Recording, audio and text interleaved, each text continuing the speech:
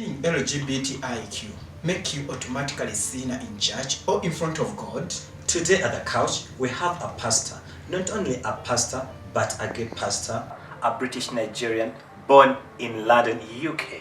Welcome you to the couch. My name is Raymond Brian with my co-host here. What's up, Chris? Welcome you to the couch, Reverend Jide. Thank you so much. Can you please say hi to the viewers there? It is incredibly an honor for me to be in Nairobi, Kenya, and also incredible for me to meet you guys again. I'm so excited, and I'm looking forward to what this conversation is going to unfold. Honestly, so I've been watching this show for a long time myself, and every time I see a topic that's uploaded or a new guest, I'm always saying to myself, I want to be on the couch. Really?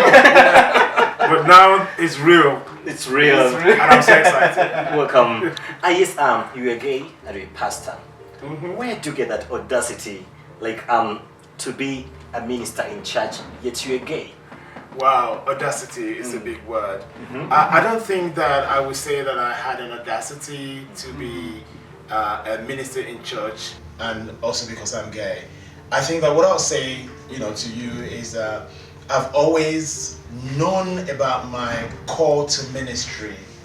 I've always wanted to be a pastor. When I was 13 years old, I was born in a Christian home. I grew up with very religious Christian family. My father is also a pastor. My mother's late, but she was a very dedicated Christian woman. Thank you. I mean, she passed away nearly 7 years ago. May her soul rest in peace.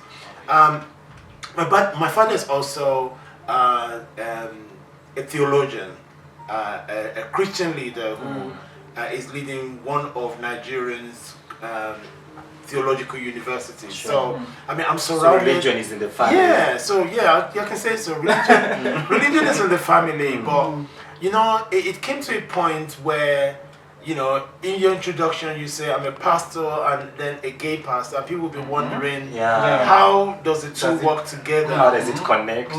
Yeah, but I just want to let people know that actually I am a pastor who just happened to be gay. And that is where the difference comes in. Oh my God, come on. So, come again? I am a pastor who happens to be gay. So, there's, the gay pastor thing is what labels that people have put on us. We don't say gay pilot or gay carpenter. Sure. We just know that the carpenter is gay. You know what I mean? We know that the pilot is gay. So, has anyone entered an aeroplane and say, please, all the gay pilots and the gay cabin crew, I don't want to fly with you. But it is interesting. Our sexual orientation and gender identity, forms part of us. You understand me? It actually doesn't define us. I could be a gay man and still be a nasty person. I could be a gay man and I still can be a very loving and nice person. Sure. But I think that, for me as a Christian, my Christian faith is actually an important part of what holds me together with being a gay man. Alright, wow, that's so great. Okay, Pastor. Yeah. How has been your journey in a church and being a gay? Well, like I said, I was born in a Christian home, so everything I knew was church. And my journey with being gay and Christianity started a long time ago. I think when people ask me this question, I always try to take them back to when I was 5, 6, 7 years old. I always knew that I was gay at that age, but I didn't know the vocabulary for gay. It's true. A 5-year-old, I've not opened the dictionary and said, what does this mean? But I just knew that I was different.